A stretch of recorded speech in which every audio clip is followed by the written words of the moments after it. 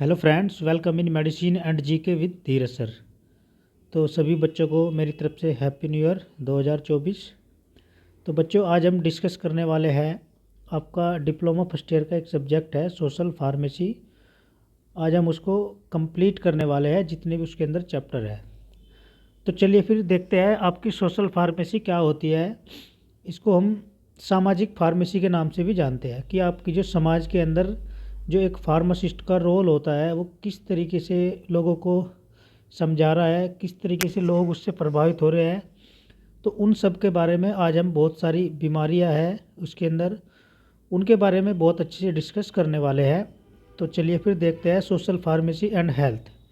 Social pharmacy और health की अगर हम बात करें तो क्या होता है बच्चों, समाज के अंदर जो आपकी फार्मेसी है और जो समाज के अंदर एक तरीके से जो हेल्थ है, हम उसको किस तरीके से ठीक रख रहे हैं या किस तरीके से हम उसको गंदा बना रहे हैं। तो उसी के साथ हम डिस्कस करेंगे सोशल फार्मेसी। तो सोशल फार्मेसी क्या होता है, जिसके अंदर एक प्रकार से डिसिप्लिन के बारे में बताया जाता है, एक प्रॉपर तरीके से मेडिसिन्स के बारे में बताया जाता है, और जितनी भी हमारी सोशल साइंटिफिक चीज़ें होती है, जो हमारी ह्यूमनिस्टिक प्रोस्पेक्टिव होता है एक वुमेंस का, उसके बारे में अच्छे से डिस्कस किया जाता है। तो वही क्या कहलाती है, हमारी सोशल फार्मेसी कहलाती है। चलिए, अब नेक्स्ट है हमारा the role of pharmacist in public health. अब जो फार्मासिस्ट होता है उसका पब्लिक हेल्थ के लिए क्या रोल होता है, किस प्रकार होता है। तो सबसे पहली बात है हमारा पॉपुलेशन बेस्ड केयर। तो पॉपुलेशन बेस्ड केयर क्या होता है बच्चों, इसमें पॉपुलेशन के आधार पे केयरिंग करना। तो वो क्या होता है, एक प्रकार का वो हेल्थ ही कहलाता है कि अगर ज़्यादा पॉपुलेशन होगी तो आप हेल्थ को स्वस्थ भी नहीं रख सकते। ये हमारी फैमिली के अंदर आता है। दूसरा, prevention of disease and medication safety. आप बीमारी की किस प्रकार प्रिवेंशन कर रहे हो, किस तरीके से आप उसका मेडिकेशन दे रहे हो और किस तरीके से उसकी आप सेफ्टी बरत रहे हो। ठीक है, चलिए नेक्स्ट है आपका point health education. Health education का मतलब क्या हुआ कि आपका जो स्वास्थ्य है उसके बारे में भी अच्छे से आपको प्रॉपर पता होना चाहिए कि आपका हेल्थ किस प्रकार से चल रहा है, तो उसके बारे में भी आपको अच्छी नॉलेज होनी चाहिए। नेक्स्ट है आपका पब्लिक हेल्थ। पब्लिक के अंदर जो है एक हेल्थ का क्राइटेरिया बना हुआ है, वो किस प्रकार का है उसके बारे में वो क्या कहलाता है, आपका पब्लिक हेल्थ कहलाता है। नेक्स्ट है आपका रिसर्च एंड ट्रेनिंग। तो रिसर्च और ट्रेनिंग का मतलब क्या हुआ कि एक फार्मासिस्ट का रोल होता है कि एक प्रकार से वो रिसर्च करता है कि कहाँ पे आपका जो रूरल एरिया है और जो सिटी वाले एरिया है उनका हेल्थ कैसा है, वहाँ के लोगों का खान पीन कैसा है, उसके ऊपर वो एक प्रकार से रिसर्च की जाती है, प्रॉपर ट्रेनिंग भी दी जाती है। तो वही क्या कहलाता है, हमारा एक फार्मासिस्ट का हेल्थ के संबंध में रोल कहलाता है। चलिए, अब नेक्स्ट है हेल्थ। हेल्थ क्या होता है बच्चों, हेल्थ क्या होता है, आपका एक प्रकार से स्वास्थ्य होता है, अपने आप को ठीक रखना, और आप किस तरीके से आप अपने आप को ठीक रख रहे हो और किस तरीके से आप नहीं रख पा रहे हो। तो WHO ने, वर्ल्ड हेल्थ ऑर्गेनाइजेशन ने बताया था हेल्थ के बारे में कि हेल्थ क्या होता है, एक प्रकार का कंप्लीट फिजिकली और आपका मेंटली और आपका सोशली वेल बीइंग। ठीक है, तो आपका जो हेल्थ बना हुआ है कंप्लीट, वो कैसा होना चाहिए, फिजिकली भी अच्छा होना चाहिए, मेंटली भी अच्छा होना चाहिए, और समाज के अंदर जो आपकी बीइंग बनी हुई है, किस प्रकार का नेचर है आपका, सोशल वेल, वही क्या कहलाता है, आपका हेल्थ कहलाता है। अब हेल्थ की अगर हम बात करें स्वास्थ्य की, तो ये 3-4 प्रकार का होता है। तो इसमें डायमेंशन ऑफ हेल्थ, हेल्थ के डायमेंशन में देखते हैं, फर्स्ट है आपका फिजिकली हेल्थ या फिजिकली डायमेंशन। तो इसमें क्या होता है बच्चों, help assessment of overall health. इसका मतलब क्या हुआ कि आपका जो सेल्फ का जो असेसमेंट है ओवरऑल हेल्थ के प्रति, मतलब पूरी तरीके से हेल्थ के प्रति आपका सेल्फ असेसमेंट भी होना चाहिए। ठीक, कि किस तरीके से आप अपने हेल्थ को सही से रख रहे हो या नहीं रख रहे। दूसरा है आपका इंक्वायरी इनटू मेडिकेशन। मेडिकेशन के बारे में भी आपको इंक्वायरी होनी चाहिए एक प्रॉपर तरीके से, तभी तो आप अपने हेल्थ को स्वस्थ रख सकते हो। नेक्स्ट है आपका inquiry into level of activity. अब दूसरी चीज़, आपको प्रॉपर तरीके से इंक्वायरी भी होनी चाहिए कि किस प्रकार की आप एक्टिविटी या किस प्रकार का आपका लेवल है। ये फिजिकली हेल्थ के बारे में हम डिस्कस कर रहे हैं। नेक्स्ट है आपका क्लिनिकल एक्सपेरिमेंट। क्लिनिकल एक्सपेरिमेंट भी आपको प्रॉपर करते रहना चाहिए, उसके बारे में भी अच्छी नॉलेज होनी चाहिए। नेक्स्ट है आपका लेबोरेटरी इन्वेस्टिगेशन, और लेबोरेटरी इन्वेस्टिगेशन भी आपको कराते रहना चाहिए। जैसे आपकी खून की जांच होगी, आपकी लंग्स की जांच होगी, ठीक है, या आपकी सेप्टम की जांच होगी, तो इस प्रकार की इन्वेस्टिगेशन भी आपको कराते रहना चाहिए। तो वो क्या कहलाता है, हमारा फिजिकली हेल्थ कहलाता है, कि आप एक तरीके से फिजिकली सही हो, ठीक है। नेक्स्ट है आपका मेंटली हेल्थ, मेंटली डायमेंशन। तो इसमें क्या होता है, वार विद हिमसेल्फ, कि आप समाज के अंदर किस तरीके से आप लड़ पा रहे हो, स्वयं को किस तरीके से आप दर्शा रहे हो, ठीक है। जैसे कुछ लोग बोलते हैं कि ये तो पागल है, ठीक है, तो आपका जो वेल बीइंग बनी हुई है समाज के अंदर, ह्यूमन बीइंग्स के अंदर, तो किस तरीके की डायमेंशन बनी हुई है, मेंटली है। आपको लोग देख के ये नहीं कह रहे कि ये अच्छा है या ये बुरा है, तो एक वो मेंटली डायमेंशन के अंदर ही आता है कि आप खुद से क्या कर पा रहे हो, लड़ाई या वार कर पा रहे हो, ठीक है। दूसरा, ही सर्च फॉर आइडेंटिटी, ठीक है, तो उसमें आपका क्या हुआ कि आपकी आइडेंटिटी जो है वो किस प्रकार बनी हुई है, किस तरीके से आपको लोग सर्च कर रहे हैं या किस तरीके से आप उसको मोटिवेशन कर रहे हैं, ठीक है। तो इसमें वो क्या होता है, हमारा मेंटली डायमेंशन होता है। नेक्स्ट है आपका सोशल डायमेंशन। सोशल डायमेंशन की अगर हम बात करें तो सामाजिक हेल्थ, इसमें क्या होता है, क्वांटिटी एंड क्वालिटी रिलेशनशिप। अब इसमें क्या होता है, आपका जो क्वांटिटी होती है और जो क्वालिटी रिलेशनशिप होता है समाज के अंदर, ठीक है, एक प्रकार की क्वांटिटी के साथ भी और एक प्रकार की क्वालिटी के साथ भी आपका रिलेशन किस प्रकार बना हुआ है, तो वो क्या कहलाता है, हमारा सोशल डायमेंशन कहलाता है।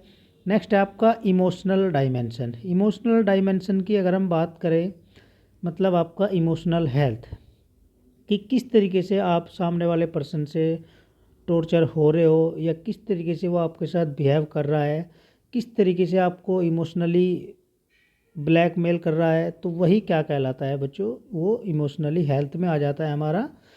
नेक्स्ट है आपका indicator of health. Indicator of health के बारे में अगर हम डिस्कस करें तो इसमें फर्स्ट है आपका मोर्टलिटी। और मोर्टलिटी हेल्थ के बारे में जो इंडिकेटर दिए हैं हमारे, तो सबसे पहला पॉइंट है आपका मोर्टालिटी। तो मोर्टालिटी क्या होती है, मृत्यु दर, ठीक है, मृत्यु। दूसरी चीज़ मोर्बिडिटी। मोर्बिडिटी क्या होता है, जन्म, ठीक है। ये सब हेल्थ के इंडिकेटर है कि कितनी मृत्यु हो रही है, किस प्रकार से हो रही है, और कितनी मोर्बिडिटी हो रही है सोशल के अंदर, जो आपका सामाजिक है। तो वही चीज़ें सारी डिस्कस करेंगे हम। दूसरा, डिसेबिलिटी रेट्स, ठीक है। तो डिसेबिलिटी रेट्स मतलब जो विकलांग होते हैं, जो जो उसका रेट क्या है या उसका रेशियो क्या चल रहा है हेल्थ के अंदर। दूसरा, हेल्थ केयर डिलीवरी, हेल्थ की आप किस तरीके से केयर कर पा रहे हो, किस तरीके से आप उसको डिलीवरी दे रहे हो हेल्थ को। नेक्स्ट आपका इन्वायरमेंटल इंडिकेटर्स। कुछ क्या होते हैं हमारे पर्यावरण या इन्वायरमेंट के अंदर इंडिकेटर्स होते हैं जो हमें फॉलो करने होते हैं हेल्थ को एक प्रॉपर मेंटेन रखने के लिए। नेक्स्ट है आपका हेल्थ पॉलिसी। कुछ हेल्थ पॉलिसी भी अपनाई जाती है, जैसे गवर्नमेंट के द्वारा भी हेल्थ पॉलिसी चलाई जाती है, और कुछ जो हमारा WHO है, वर्ल्ड हेल्थ ऑर्गेनाइजेशन है, उसके द्वारा भी हेल्थ पॉलिसी चलाई जाती है। उन सबको भी हमें क्या करना चाहिए, फॉलो करना चाहिए। तो ये सब क्या कहलाते हैं, हमारे हेल्थ के इंडिकेटर कहलाते हैं, ठीक है बच्चों। चलिए, अब नेक्स्ट है आपका नेशनल हेल्थ पॉलिसी। अब नेशनल हेल्थ पॉलिसी क्या होती है, ये 1983 में इसकी स्थापना हुई थी, और इसने क्या बताया था, हेल्थ का इम्प्रूवमेंट के बारे में बताया था कि आप किस तरीके से अपने हेल्थ को इम्प्रूवमेंट कर सकते हो, किस तरीके से आप उसमें इम्प्रूवमेंट ला सकते हो उस, ठीक है। नेक्स्ट है आपका health care system in India. अगर हम इंडिया के बारे में या इंडिया के अंदर बात करें सिस्टम में जो आपका हेल्थ का बना हुआ है, तो पहला है आपका पब्लिक हेल्थ केयर कि पब्लिक का जो हेल्थ है वो किस प्रकार है, किस प्रकार आप उसकी केयर कर सकते हो। ठीक है।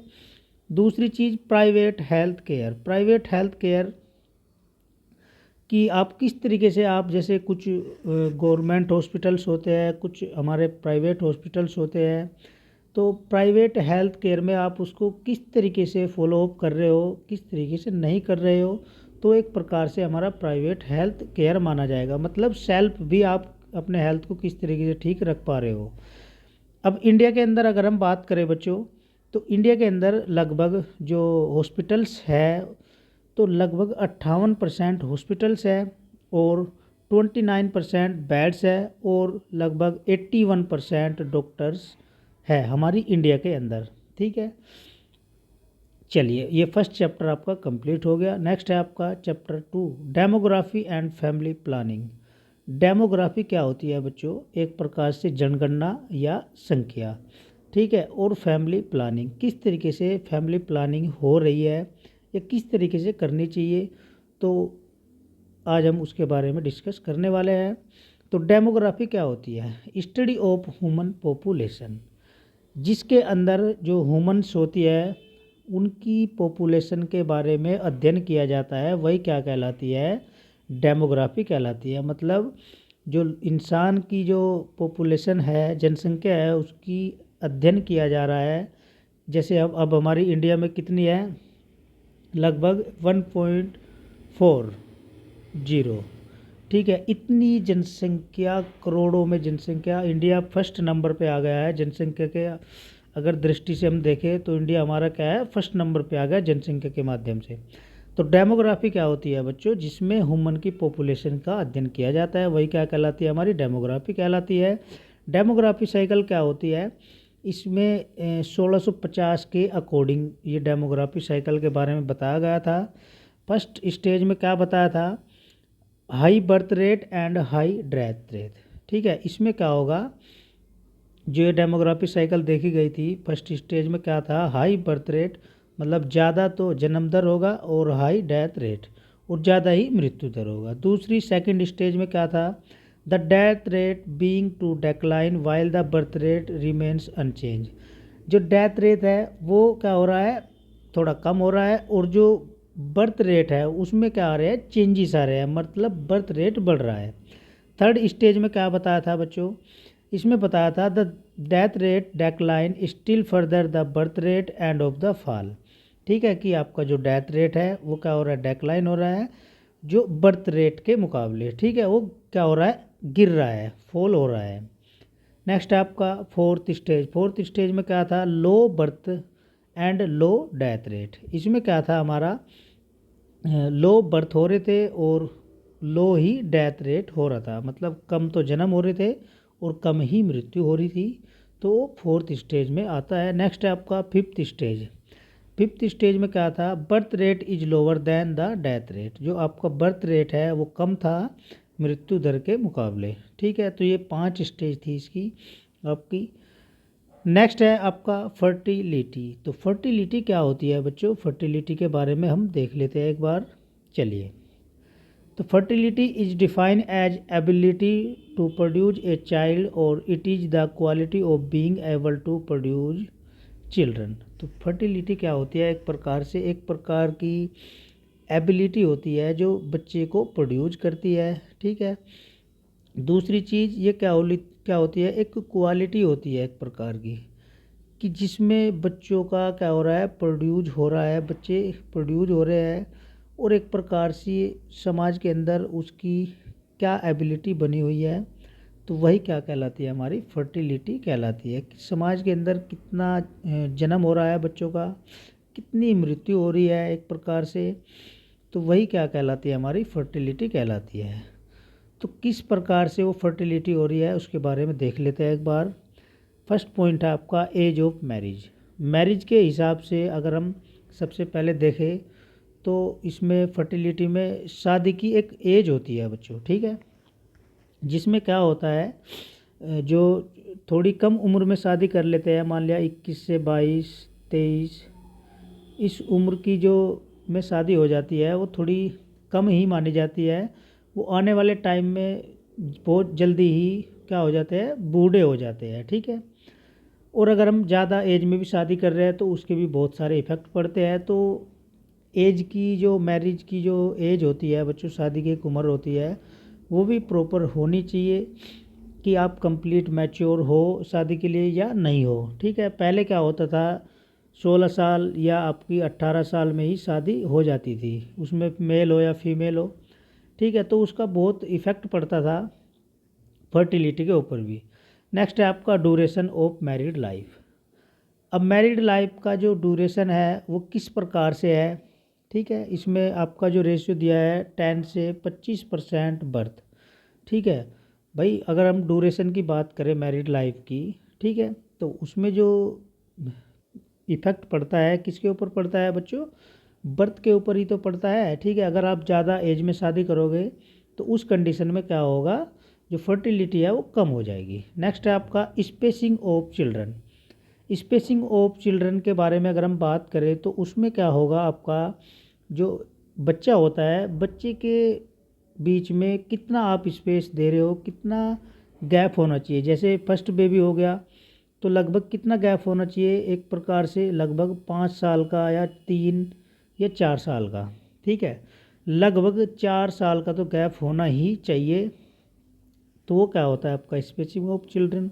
नेक्स्ट है आपका एजुकेशन। डिपेंड करता है एजुकेशन के ऊपर भी कि आप जो एजुकेटेड लोग होते हैं वो बहुत सारी चीज़ें फॉलो करते हैं, ठीक है। तो एजुकेशन का भी बहुत इफेक्ट पड़ता है हमारी फर्टिलिटी के ऊपर। नेक्स्ट है आपका कास्ट एंड रिलीजन।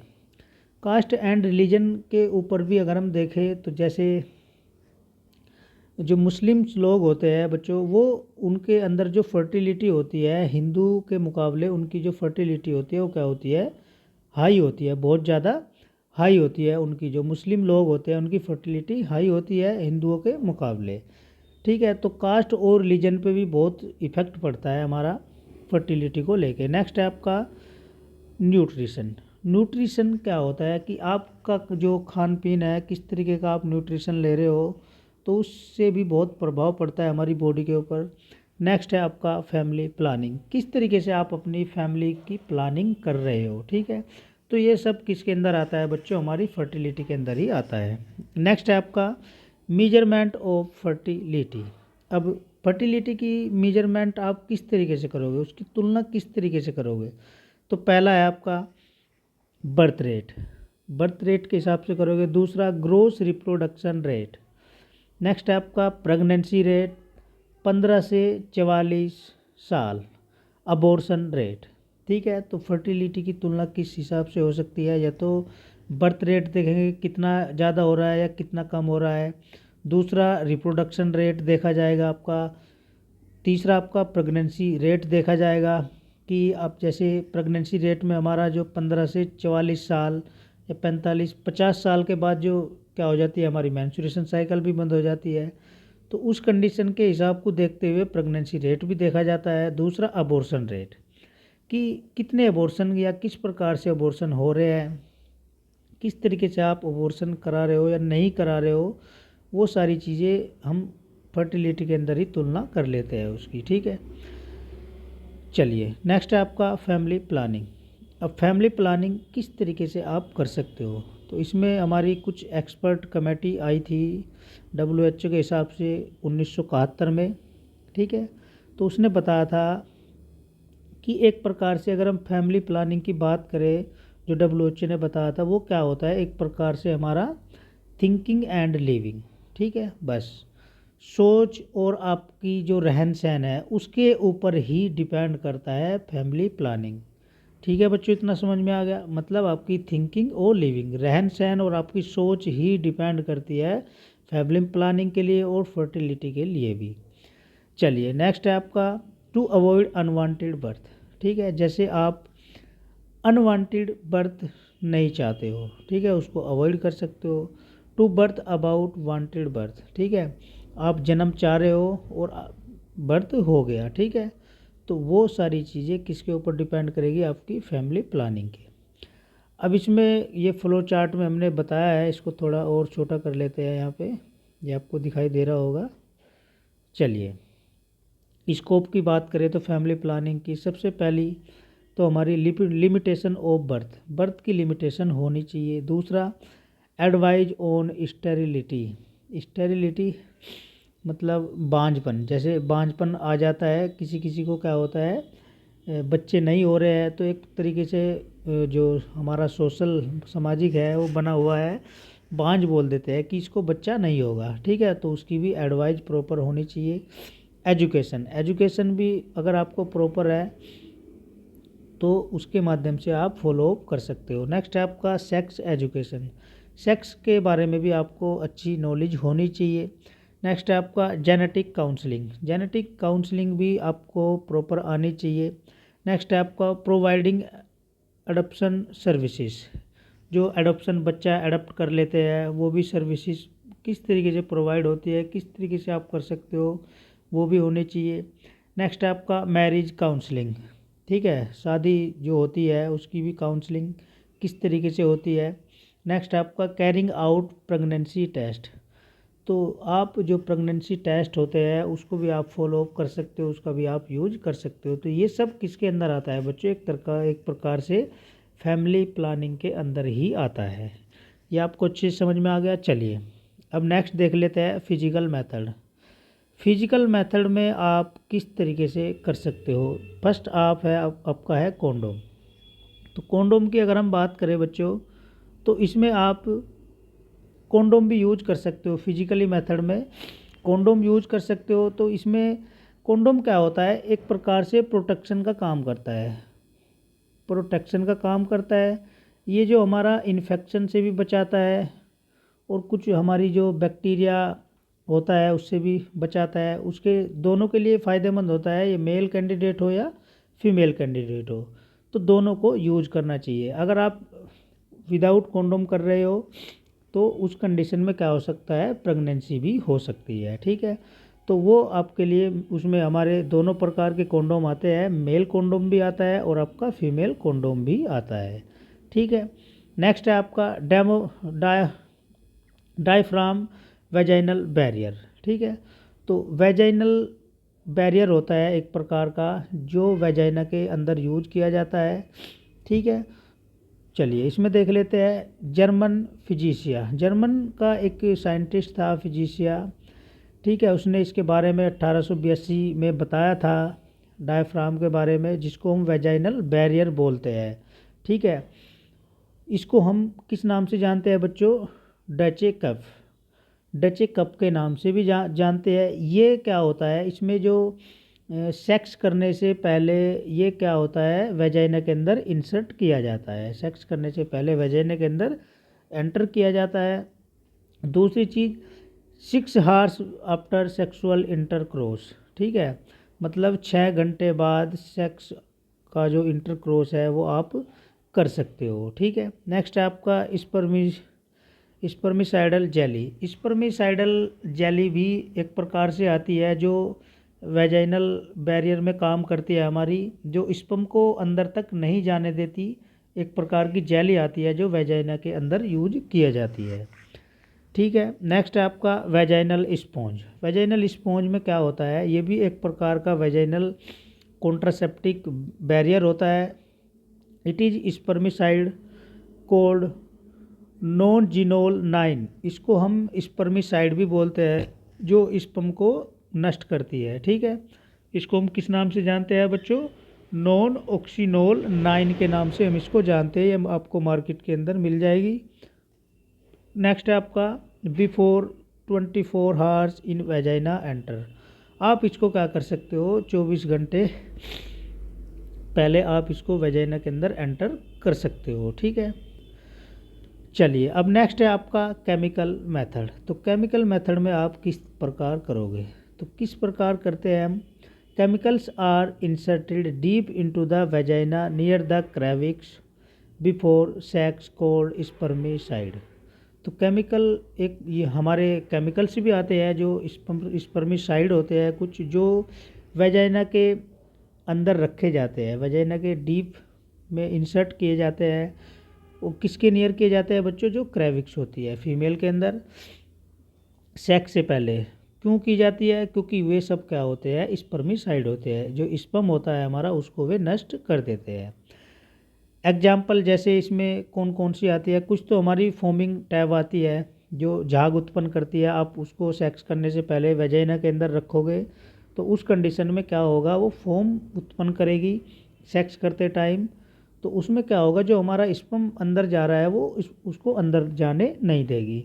नेक्स्ट आपका फोमिंग सपोस्ट्रीज, कुछ हमारी फोमिंग सपोस्ट्रीज आती है। मेल्टिंग फिल्म, कुछ हमारी मेल्टिंग फिल्म आती है मेल्ट हुई हुई, कुछ हमारी जेली आती है और कुछ क्रीम्स भी आती है जो वेजाइना के अंदर इंसर्ट की जाती है बिफोर सेक्स।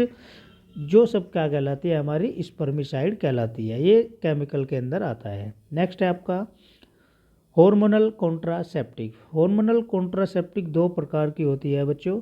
एक तो आपकी आती है ओरल पिल्स आती है, एक आती है आपकी डीपोट। इनका क्या होता है, स्लो रिलीज होती है ये, ठीक है। अब जैसे इसमें हमारी कुछ आती है कंबाइन पिल आती है, फेज पिल आती है और आपका प्रोजेस्ट्रोजन ओनली पिल्स और आपका मेल पिल्स भी आती है जो मुंह के द्वारा ली जाती है। पिल्स क्या होती है, ये भी सॉलिड डोसेज फॉर्म ही होती है। क्या होती है बच्चों, सॉलिड डोसेज फॉर्म ही होती है। जैसे हमारी टैबलेट होती है ना, उस प्रकार की होती है पिल्स भी। डिपोट, ये इनका जो रिलीज होगा ये स्लो होगी, बहुत धीरे धीरे होगी। जैसे आपका इंजेक्टेबल आती है सबकुटेनियस, कुछ इम्प्लांट की जाती है और कुछ आपकी वेजाइनल रिंग भी आती है, ठीक है। नेक्स्ट आपका टर्मिनल मेथड। टर्मिनल मेथड आप किस तरीके से यूज कर सकते हो, जैसे आपको क्या करना है, बिल्कुल प्रेगनेंसी नहीं चाहिए, ठीक है।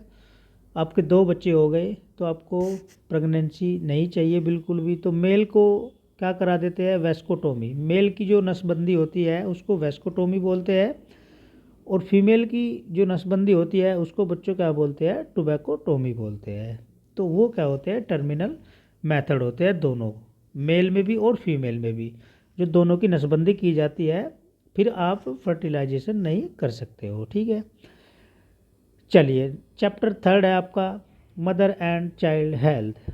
अब जो एक माँ होती है, माँ का हेल्थ किस प्रकार है, किस प्रकार बना हुआ है, और एक बच्चे का जो हेल्थ है, उन दोनों के बीच में क्या संबंध है उसके बारे में देखेंगे हम। तो सबसे पहले अगर हम बात करें कंपोनेंट्स, कंपोनेंट्स क्या होते हैं, तो फर्स्ट है आपका मैटरनल हेल्थ। तो मैटरनल हेल्थ क्या होता है बच्चों, जो माँ का जो हेल्थ है, जो माँ का हेल्थ है वो किस प्रकार का हेल्थ है, वो बीमार रह रही है या ज़्यादा उसका हेल्थ सही है, तो उसके ऊपर भी डिपेंड करेगा कि जो माँ का हेल्थ है, बच्चे के ऊपर बहुत सारा इफ़ेक्ट पड़ता है। नेक्स्ट है आपका फैमिली प्लानिंग, किस तरीके की आपकी फैमिली प्लानिंग करी है आपने, ठीक है। जैसे एक बच्चा हो गया, फिर नेक्स्ट ईयर फिर एक बच्चा हो गया, तो ऐसे नहीं करना है, ठीक है। पहले वाला तो होश में आया नहीं, दूसरा वाला भी आपने कर दिया, तो उसके ऊपर भी डिपेंड करता है, हमारी माँ के ऊपर भी डिपेंड करेगा बहुत सारा, कि दोनों बच्चों की देखभाल वो कैसे करेगी, प्रॉपर खान पीन हो रहा है या नहीं हो रहा है, तो ये सारी चीज़ें भी डिपेंड करती है। चलिए अब नेक्स्ट है चाइल्ड हेल्थ। चाइल्ड हेल्थ किस प्रकार का है वो भी सारी चीज़ें देखते हैं हम। नेक्स्ट है आपका स्कूल चिल्ड्रन हेल्थ। अब जो बच्चा स्कूल में जा रहा है तो उसका किस प्रकार का हेल्थ बना हुआ है, वो सारी चीज़ें भी हम देखते हैं। नेक्स्ट है आपका हैंडीकैप चिल्ड्रन।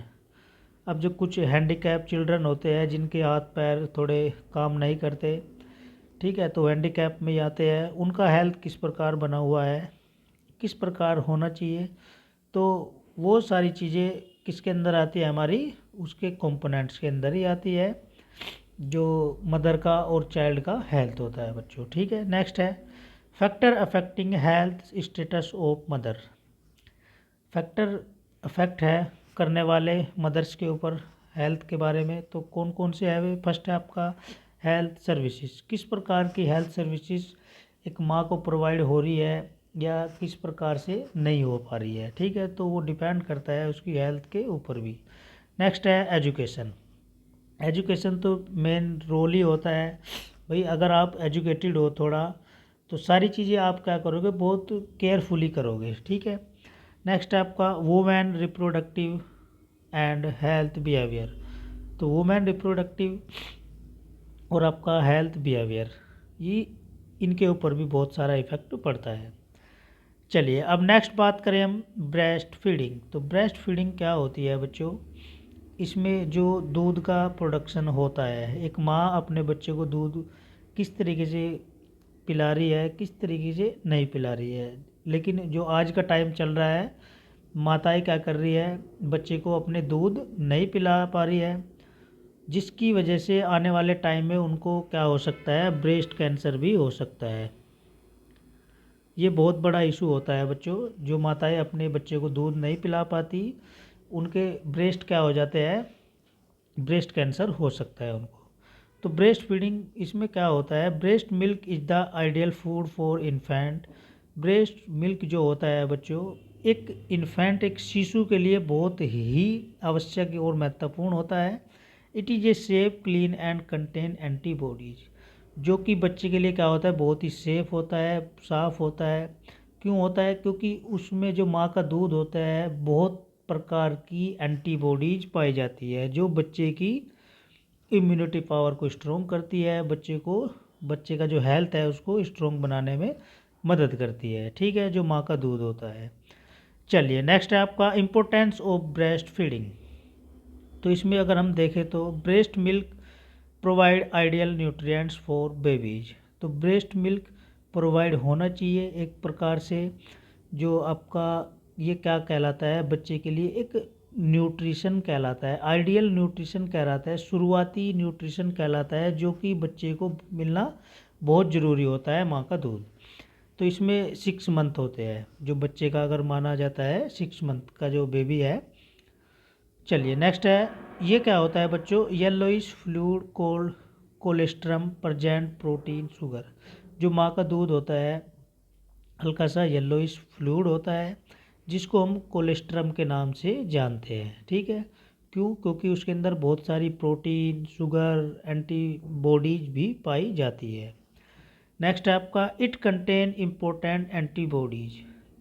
ठीक है, इसके अंदर बहुत सारी महत्वपूर्ण एंटीबॉडीज पाई जाती है, जो मदर का मिल्क होता है। नेक्स्ट है आपका इट में रिड्यूज डिजीज रिस्क। और देखो ये क्या कर सकता है, जो इन्फेक्शन होता है या जो बीमारी है उसको भी बहुत कम कर देता है। ठीक है, अगर जो बच्चा माँ का दूध पी रहा है, तो उस कंडीशन में उसकी जो एक प्रकार से इम्यूनिटी होगी वो स्ट्रॉन्ग हो जाएगी, और दूसरी चीज़ बच्चे की हेल्थ पे भी बहुत इम्प्रूवमेंट होगा। ठीक है, अगर दूध नहीं पिएगा तो उसमें बच्चे की इम्यूनिटी पावर भी वीक हो जाएगी, और बच्चे का हेल्थ भी हमेशा बिगड़ा ही रहेगा। तो इसमें जैसे फर्स्ट है आपका मिडिल ईयर इन्फेक्शन। तो बच्चे के लिए सबसे बड़ी बीमारी का रीज़न बनेगा मिडिल ईयर इन्फेक्शन हो सकता है, जिसको हम साइनस इन्फेक्शन के नाम से भी जानते हैं। दूसरा रेस्पायरेटरी इन्फेक्शन भी बच्चे को हो सकता है। तीसरा कोल्ड इन्फेक्शन, कोल्ड इन्फेक्शन भी हो सकता है। नेक्स्ट है आपका गट इन्फेक्शन भी हो सकता है। नेक्स्ट है आपका सडन इन्फेंट डेथ सिंड्रोम। ठीक है बच्चों, तो जो हमारा इन्फेंट होता है अचानक से उसकी मृत्यु का भी बन सकता है कारण। नेक्स्ट है आपका एलर्जिक डिजीज़, एलर्जिक डिजीज़ भी हो सकती है। नेक्स्ट है आपका डायबिटीज़, डायबिटीज़ भी हो सकती है। ये आपका चैप्टर कंप्लीट हो गया। फोर्थ चैप्टर इतना इम्पोर्टेंट नहीं था बच्चों, वो मैंने इसमें कंटेंट में नहीं डाला हुआ है, इसलिए फिफ्थ चैप्टर के बारे में अब हम डिस्कस करेंगे। फिफ्थ चैप्टर में क्या है हमारा, effect of environmental on health. ठीक है, जो आपका इन्वायरमेंट के अंदर हेल्थ है, किस प्रकार का उसके ऊपर इफ़ेक्ट पड़ रहा है, किस तरीके से पढ़ना चाहिए, वो सारी चीज़ें हम देखेंगे। तो फर्स्ट है आपका फिजिकल। फिजिकल में क्या आता है आपका, जैसे आपका water, soil, air, wastage, housing, radiation etcetera. तो इन्वायरमेंट के अंदर जो हेल्थ बना हुआ है बच्चों, उसके ऊपर किस तरीके से प्रभाव पड़ रहा है। तो अगर आपका मेन चीज़ होती है खाना और पीना। ठीक है, खान पीन आपका किस तरीके से है, तो वो डिपेंड करता है आपके इन्वायरमेंट के ऊपर। तो फिजिकली आता है उसमें वाटर आप किस तरीके से पी रहे हो, सोयल, मिट्टी, एयर, वेस्टेज, हाउसेस और आपका रेडिएशन। ये सारी चीज़ें आपके फिजिकली के ऊपर डिपेंड करते हैं। नेक्स्ट है बायोलॉजी में हमारा प्लांट एंड एनिमल लाइफ आती है। जैसे इसमें हमारा कुछ बैक्टीरिया, वायरसेस, इंसेक्ट और आपका एनिमल्स आते हैं। नेक्स्ट है आपका effect of environment on health. तो इसमें जो हेल्थ के ऊपर इफेक्ट डालेंगे, कौन कौन से फैक्टर हो सकते हैं। तो फर्स्ट है बच्चों आपका वाटर पोल्यूशन। तो वाटर पोल्यूशन की बात करें तो इसमें सरफेस वाटर जो आता है, जो कहाँ से आता है, आपकी रिवर से आता है, आपकी स्ट्रीम से आता है, ठीक है, जो नदियाँ होती है वहाँ से आता है। नेक्स्ट है आपका ग्राउंड वाटर, जिसको हम रेन वाटर, ग्राउंड वाटर जो नीचे से आ रहा है, रेन वाटर जो बरसात का पानी है। नेक्स्ट है वाटर बोर्न डिजीज, वाटर से होने वाली बीमारियां जैसे वायरल, हेपेटाइटिस ए एंड ई और आपका रोटा वायरस। नेक्स्ट है आपका बैक्टीरिया जैसे typhoid, E coli, diarrhoea. Next है आपका प्रोटोजोआ, एम्यूबियोसिस। चलिए अब बात करते हैं एयर पोल्यूशन के बारे में। तो एयर पोल्यूशन क्या होता है बच्चों, आप सबको पता ही होगा। जो एयर से होने वाली बीमारियां होती है वही किसके अंदर आता है, एयर पोल्यूशन के अंदर आता है। जैसे कुछ इंडस्ट्रियल एरिया होते हैं, जैसे वहाँ से क्या होता है, गंदी स्मेल निकलती है, धुआं निकलता है, वो एयर में मिलता है, फिर वो आपको बीमार कर देता है, ठीक है। तो वो एयर पोल्यूशन ही होता है एक प्रकार से, कि आपकी जो एटमॉस्फेयर के अंदर जो एटमॉस्फेयर बना हुआ है आपका चारों तरफ का, उसमें बहुत सारे सब्सटेंस प्रेजेंस होते हैं जो आपकी बॉडी को, आपके हेल्थ को बिगाड़ सकते हैं। तो वही क्या कहलाता है, हमारा एयर पोल्यूशन कहलाता है। इसमें जैसे हमारी कुछ गैसेस आती है, गैसों का मिक्सचर आता है, पार्टिकुलेट मैटर, ठीक। नेक्स्ट है आपका सोर्सेज ऑफ एयर पोल्यूशन। अब इसमें सोर्सेज ऑफ एयर पोल्यूशन में अगर हम बात करें तो इसमें हमारे आते हैं ऑटोमोबाइल मतलब जैसे आपका हाइड्रोकार्बन हो गया, कार्बन मोनोऑक्साइड हो गया, लेड और आपका नाइट्रोजन ऑक्साइड एक्सेट्रा। ये सब क्या होता है बच्चों, एक प्रकार से एयर पोल्यूशन के सोर्स होते हैं ऑटोमोबाइल, ठीक है। ये आपकी बॉडी को बहुत एक प्रकार से गंदा इफेक्ट डाल सकते हैं आपके हेल्थ के ऊपर। नेक्स्ट है आपका इंडस्ट्रीज जैसे इसमें इंडस्ट्रीज में सल्फर डाइऑक्साइड, नाइट्रोजन ऑक्साइड और आपका फ्लाई ऐश जो राख उड़ती है, ठीक है, तो वो भी आपके हेल्थ को बिगाड़ सकती है। नेक्स्ट है आपका डोमेस्टिक सोर्स जैसे आपका कोल होगी, वुड और आप लकड़ी होगी, और आपका ऑयल और आपका स्मोक और आपका डस्ट। ये सब क्या होता है, डोमेस्टिक सोर्स होते हैं एयर पोल्यूशन के। स्मोकिंग तो सबसे ज़्यादा ही इफेक्ट डालता है। आप सिगरेट पी रहे हो, धुआं उड़ा रहे हो, ठीक है, धूम्रपान कर रहे हो, तो वो क्या करता है, बहुत इफ़ेक्ट डालता है हमारी बॉडी के ऊपर। मेनली जो हमारे लंग्स होते हैं, लंग्स की बीमारी हो जाती है, ठीक है बच्चों। तो स्मोकिंग नहीं करनी है, आज से ही छोड़ देनी है, बस ये संकल्प करना है आपको 2024 में, ठीक है। चलिए नेक्स्ट है आपका नॉइज पोल्यूशन। तो नॉइज पोल्यूशन की बात करें तो हम, तो नॉर्मल जो नॉइज़ की जो साउंड होती है बच्चों, वो कितनी होती है, 60 डेसिबल होती है। कितनी होती है, 60 डेसिबल। अगर उससे ज़्यादा आप साउंड सुन रहे हो तो आपके कान के ऊपर भी इफेक्ट पड़ेगा, आपकी एक प्रकार से हेल्थ के ऊपर भी इफेक्ट पड़ेगा, ठीक है। तो वही क्या कहलाता है, हमारा नॉइज पोल्यूशन कहलाता है। अब इसमें नॉइज पोल्यूशन क्या होता है, एक प्रकार का ये अनवांटेड साउंड होता है, ठीक है। अनवांटेड साउंड क्या होता है, मतलब आपको जितना साउंड चाहिए उतना तो मिल नहीं पा रहा है, ठीक है। तो उससे ऊपर जो साउंड बज रहा है, आपको अगर नहीं चाहिए साउंड, मान लिया धीमी आवाज़ में चाहिए और धीमी में बज रहा है, आपको अच्छा लग रहा है, तो नॉइज पोल्यूशन में नहीं आएगा। लेकिन अगर जैसे डीजे बजते हैं बहुत तेज़ आवाज़ में, ठीक है, तो आपको अच्छा नहीं लग रहा है, ठीक है, डीजे बजते हैं, अच्छा नहीं लग रहा है आपको, तो उस कंडीशन में वो क्या होता है, एक प्रकार से अनवांटेड साउंड ही होता है, आपकी जो बॉडी को, हेल्थ को प्रॉब्लम में ला सकता है, ठीक है। तो वही क्या कहलाता है, हमारा नॉइज पोल्यूशन कहलाता है। सोर्स देख लेते हैं हम, जैसे ऑटोमोबाइल्स इंडस्ट्री से बहुत शोर होता है, जो मील होते हैं, गन्ने के मील देखे होगे आपने, उनसे भी बहुत शोर होता है। ट्रेन्स होती है, फैक्ट्रीज होती है, फैक्ट्रीज, इंडस्ट्रीज, एयरक्राफ्ट्स और आपका रेलवे एसेट्रा, ये सब क्या होते हैं, सोर्स होते हैं नॉइज़ पोल्यूशन के। नेक्स्ट है आपका इफ़ेक्ट। इफ़ेक्ट का मतलब क्या हो गया बच्चों, इससे क्या इफ़ेक्ट पड़ सकता है, जो आपका नॉइज़ पोल्यूशन है, शोर pollution. Auditory fatigue. Auditory fatigue क्या होता है, आपकी जो सुनने की जो क्षमता है बच्चों, वो क्या हो जाएगी, कम हो जाएगी। ठीक है, अगर आप तेज़ साउंड में बहुत टाइम तक खड़े रह गए, जैसे डीजे बजता है, तो आपको कुछ टाइम के बाद सुनना कम हो जाएगा। ठीक है। नेक्स्ट है आपका डीपनेस और बहरापन की समस्या भी हो सकती है नॉइज़ पोल्यूशन से। चलिए, अब नेक्स्ट है आपका लेड पॉइजनिंग। जो शीशे की जो पॉइजनिंग होती है, लेड तो शीशा ही होता है बच्चों। Poisoning cause by lead in the body.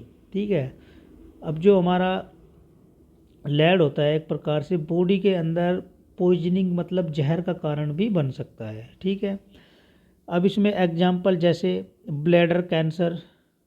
ठीक है बच्चों, तो आपको क्या हो सकता है, ब्लैडर कैंसर भी हो सकता है। दूसरा किडनी, लंग्स और आपका स्किन। देखो लेड पॉइजनिंग कितना खतरनाक, कितना डेंजरस है हमारी बॉडी हेल्थ के लिए। ठीक है, चलिए अब नेक्स्ट चैप्टर है बच्चों हमारा चैप्टर 6।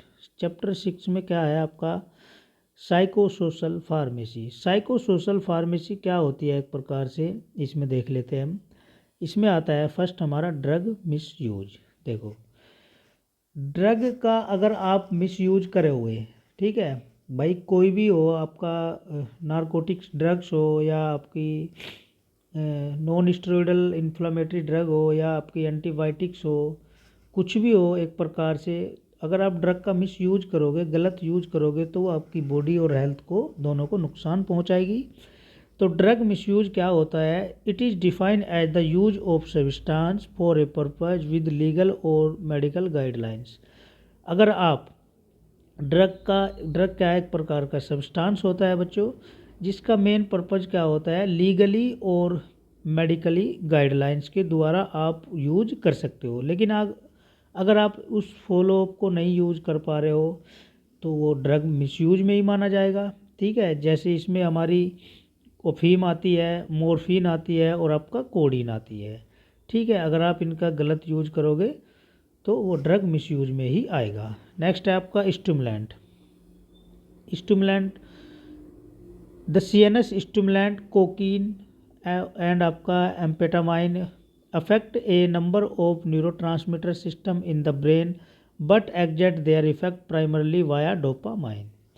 अब जो क्या होती है, कुछ जो हमारी दवाइयाँ होती है बच्चों, वो क्या होती है, सीएनएस को स्टिमुलेट करती है, जैसे आपकी कोकीन, एम्फेटामाइन। दूसरी चीज़ ये क्या होती है, एक प्रकार से जो हमारा न्यूरोट्रांसमीटर होता है उसके ऊपर भी इफेक्ट डालती है ब्रेन में।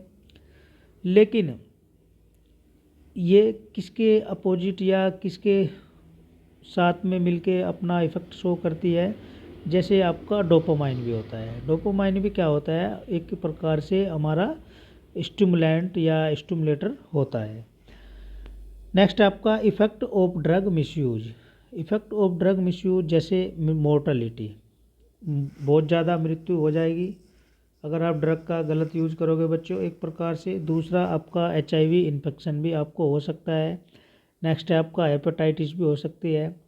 Impact on children and families, और बच्चे के ऊपर और आपकी फैमिली के ऊपर भी बहुत प्रभाव पड़ेगा, ठीक, ड्रग का मिसयूज अगर आप कर रहे हो।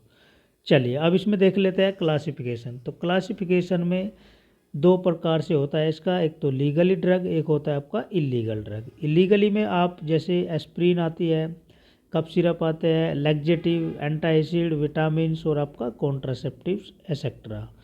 लीगली की अगर हम बात करें तो इसमें जैसे आपका एम्फेटामाइन आता है, कोकीन, हीरोइन, कोकीन, बारबिचुरेट। ठीक है, अगर आप इनको ओवरडोज यूज कर रहे हो या गलत यूज कर रहे हो तो वो लीगली ड्रग मानी जाती है और आपकी हेल्थ को भी ख़राब कर देगी। चलिए अब नेक्स्ट है आपका चैप्टर 7। चैप्टर 7 क्या है, न्यूट्रिशन। न्यूट्रिशन क्या होता है बच्चों, हमारी बॉडी के को एक प्रकार से एनर्जी प्रोवाइड करता है। तो ये किस प्रकार होता है, जैसे आपने खाना खाया, डाइजेशन हुआ, फिर वो एब्जॉर्प्शन हुआ, फिर वो ट्रांसपोर्टेशन हुआ और फिर उसका यूटिलाइजेशन हो गया। ठीक है, तो वही क्या कहलाता है, हमारा न्यूट्रिशन कहलाता है। हमारी बॉडी को एक प्रकार से पावर एनर्जी जो प्रोवाइड करता है न्यूट्रिशन ही होता है। ठीक है, तो क्लासिफिकेशन देख लेते हैं बच्चों इसमें एक बार।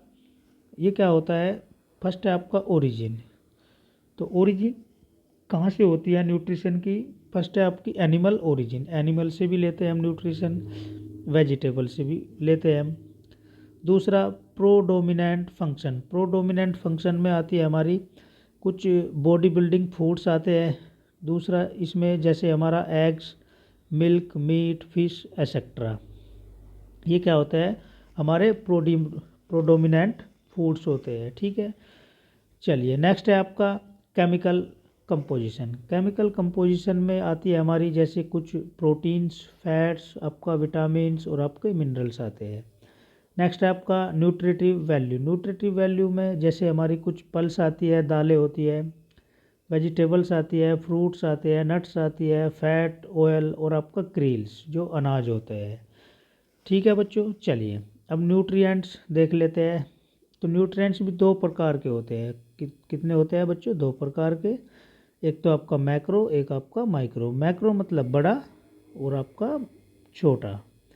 तो जैसे सबसे ज़्यादा जो प्रोटीन मिलती है आपको, न्यूट्रिएंट्स मिलता है, प्रोटीन से मिलता है, फैट से और आपका कार्बोहाइड्रेट से। और माइक्रो जैसे आपका कुछ आपको न्यूट्रिएंट्स मिलते हैं विटामिन से और आपके मिनरल से। अब प्रोटीन के बारे में देख लेते हैं। तो प्रोटीन का जो नेचर होता है बच्चों, जो प्रोटीन होती है एक प्रकार की, उसका नेचर कैसा होता है, एसिडिक होता है। ठीक है, protein are complex organic nitrogenous compound.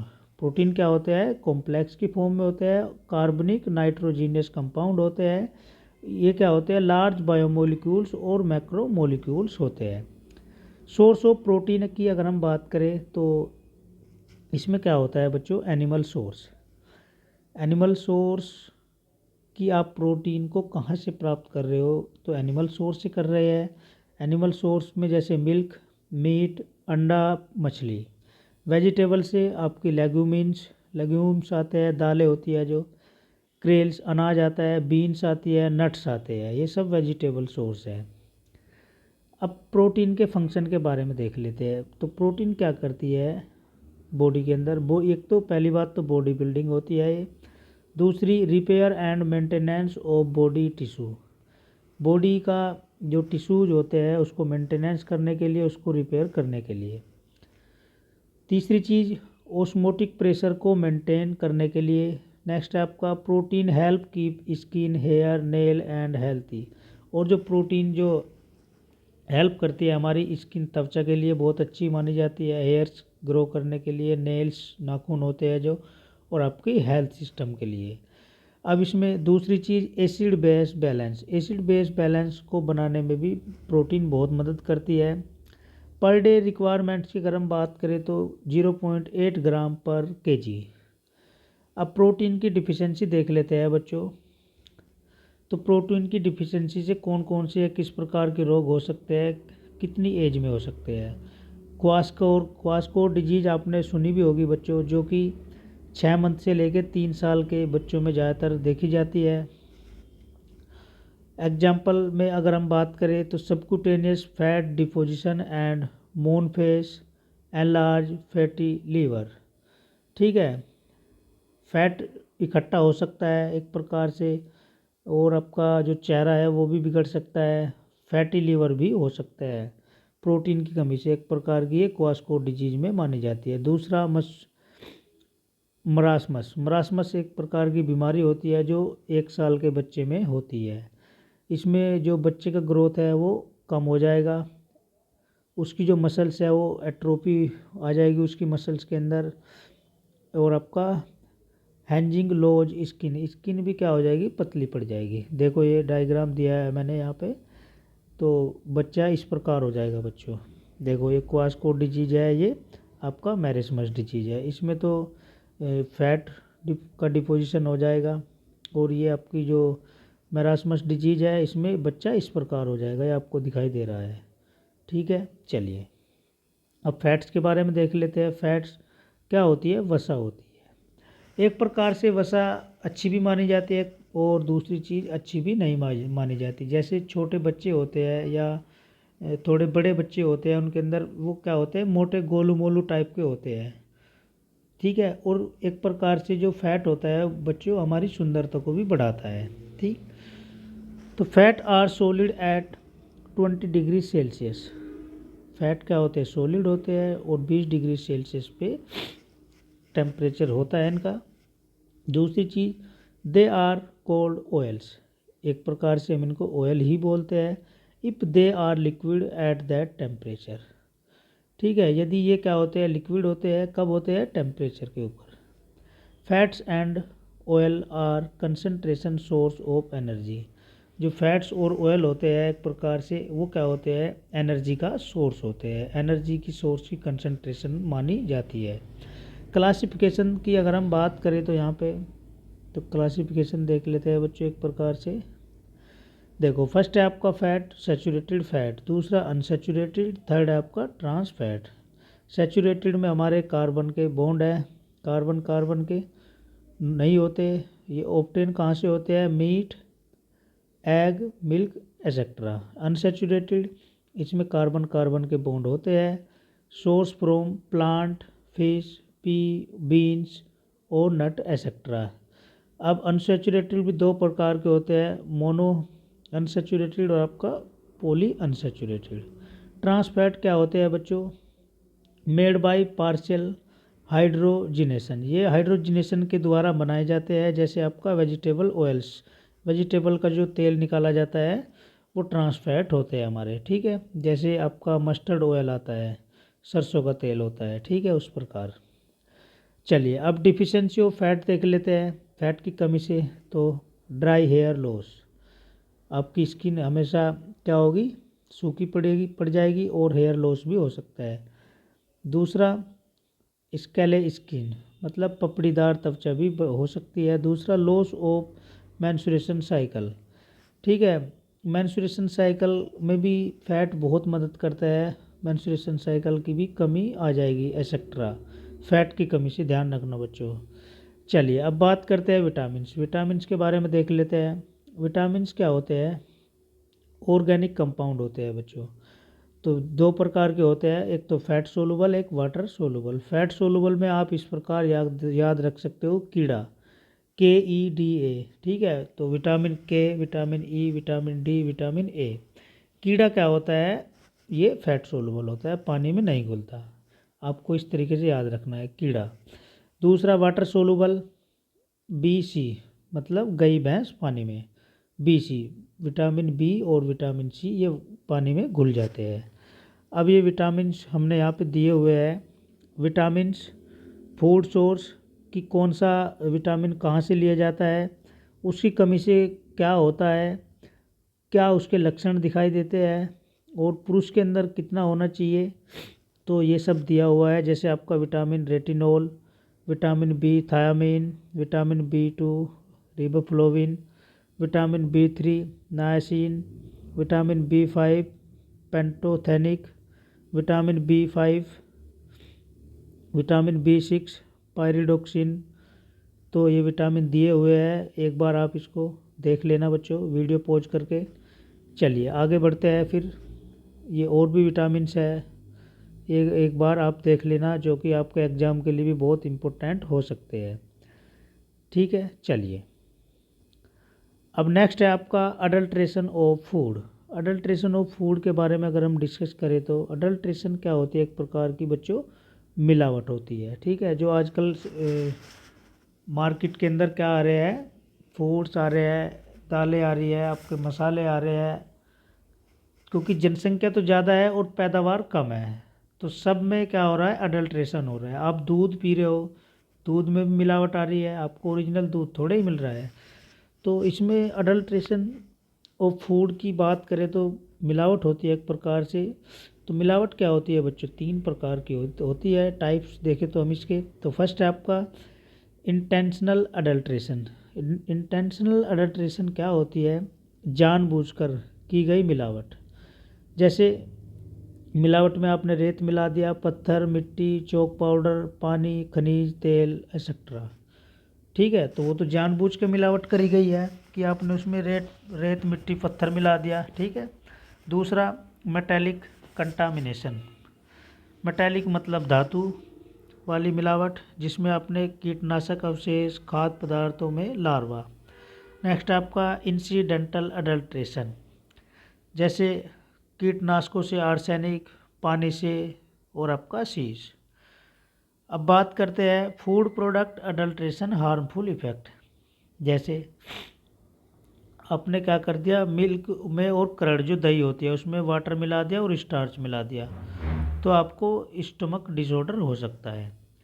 Pulse, दालों में आपने क्या मिला दिया, डाई मिला दी, केमिकल लेड क्रोमेट मिला दिया, स्टमक इन्फेक्शन हो सकता है। नेक्स्ट आपका कॉफ़ी, कॉफ़ी में आपने क्या कर दिया, टर्मेरिंड सीड पाउडर मिला दिया, मतलब जो इमली का बीज है वो मिला दिया, क्योंकि इमली के बीज भी कॉफ़ी के बीज जैसे ही होते हैं, तो आपको डायरिया भी हो सकता है। नेक्स्ट आपका हनी, शहद में आपने डेक्सट्रोज मिला दिया, शुगर मिला दिया, तो आपको स्टमक डिसऑर्डर हो सकता है बच्चों। चलिए अब है next artificial ripening. Artificial ripening क्या होती है कि जो आप फलों को पका रहे हो, राइप का मतलब होता है पकना, क्या होता है बच्चों, पकना। तो फलों की जो राइपनिंग की जा रही है आजकल तो आर्टिफिशियली की जा रही है, ठीक है। फल को पेड़ से कच्चा ही तोड़ लेते हैं, फिर उसको आर्टिफिशियली राइप करा देते हैं बस, जो कि हमारी बॉडी हेल्थ को भी बहुत प्रभाव डालता है। अब उसमें जैसे कुछ गैसों का इस्तेमाल होता है, इथाइलिन का होता है, कैल्शियम कार्बाइड का होता है, एसिटाइलिन का होता है। इसमें क्या होता है, fruits and vegetable very fast, जो आपका एसिटाइलिन होता है ये जो आपका फल या सब्जी होती है उसको बहुत जल्दी पका देता है। नेक्स्ट आपका एथेफोन, इथेफोन क्या होता है, पके फल और सब्जियों को पकाने में उनकी शेल्फ लाइफ मजबूत होती है। देखो आपने जैसे फल को पका दिया और पका के उसको स्टोर करके रख दिया, तो उसके साथ हम एथेफोन मिला देते हैं। क्यों मिलाते हैं, क्योंकि वो जो पके हुए फल है, सब्जी है, लॉन्ग टाइम तक चले, मतलब एक तरीके से उसको स्टोर करके रखा जाता है ताकि उनकी जो शेल्फ लाइफ है वो बढ़ जाए, ठीक है। जैसे आपने देखा होगा, मान लिया किसी की जैसे आम की जो फसल होती है वो एक बार ही आती है साल में, और आपको आम मिल रहा है, पूरे पूरे साल आपको आम मिल रहा है, आप खा रहे हो, तो उस कंडीशन में उसकी शेल्फ लाइफ बढ़ा दी किसने, आपका जो एथेफोन होता है। नेक्स्ट आपका ethanol, methanol, ethylene glycol also use for ripening for fruits. तो ये सब भी फ्रूट्स की राइपनिंग के लिए, फल जो होते हैं उसको पकाने के लिए यूज किए जाते हैं। चलिए अब बात करते हैं पेस्टिसाइड की। तो पेस्टिसाइड क्या होता है, एक प्रकार से एनी सब्सटेंस और मिक्सचर और सब्सटेंस, मतलब एक प्रकार का ऐसा सब्सटेंस या मिक्सचर या एक ऐसा सब्सटेंस जो क्या कर रहा है, किल कर रहा है, किल करने के लिए, ठीक है, और क्या करता है, कंट्रोल करने का काम कर रहा है, वही क्या कहलाता है, पेस्टिसाइड कहलाता है। ए पेस्ट इंक्लूडिंग जैसे हमारा इंसेक्ट, रोडेंट, फंगी, बैक्टीरिया, ठीक है, इन सब को किल करने के लिए जो सब्सटेंस यूज कर रहे हैं हम, वही क्या कहलाता है, हमारा पेस्टिसाइड कहलाता है, ठीक है बच्चों।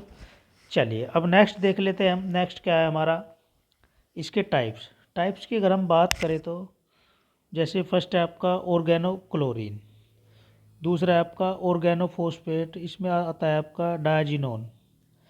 नेक्स्ट है आपका यूरिया डेरिवेटिव्स, नेक्स्ट है आपका फिनोल, नेक्स्ट है आपका copper containing compound.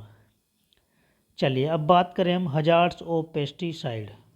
Hazard of pesticides की बात करें तो हम इसमें हमारे आते हैं hormonal imbalance leading to infertility, brain pain, reproductive system defect, cancers, blood disorder, ठीक है।